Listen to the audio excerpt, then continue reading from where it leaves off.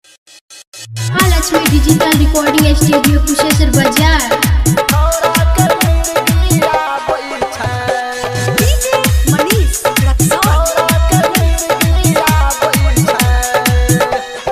छौरी देख के तोहर चबूतरा छौरा के मिर्गिया बोल छै गे छौरी देख के तोहर चबूतरा छौरा के मिर्गिया बोल छै मिर्गी आब छै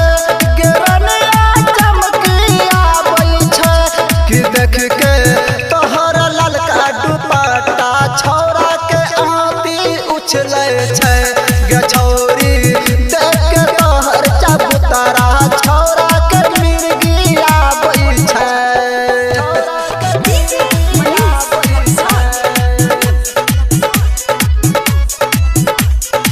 छौरा के मिर्गिया बोल छै Mahalakshmi digital recording studio Kusheshwar बाजार। के हमरा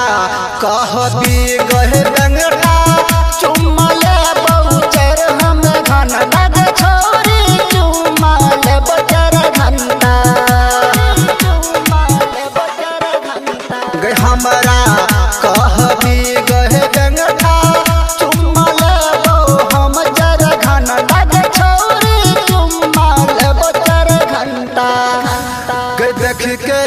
तोहर चढ़ल जवानी छौरा के मिर्गिया बोल छै गे छौरी देख के तोहर चबूतरा छौरा के मिर्गिया बोल छै